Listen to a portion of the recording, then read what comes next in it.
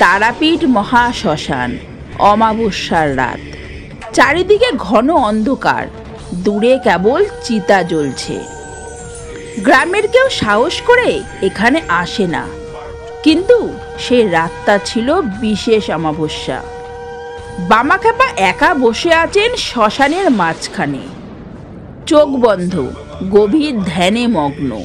হঠাৎ আকাশে যেন বিদ্যুৎ চমকালো, আর তার চারপাশে নীল ও সোনালি আলোর বলয় ঘিরে ফেলল। দূরে দাঁড়ানো একজন গ্রামবাসী ভয়ে কাঁপছিল, তবুও চোখ সরাতে পারছিল না। মনে হচ্ছিল মায়ের মূর্তি সেই আলোয় প্রাণ পেয়েছে, আর বামাখ্যাপাকে স্নেহ ভরে যেন দেখছে। জয় মা, জয় মা তারা, জয় গুরু বামদেব।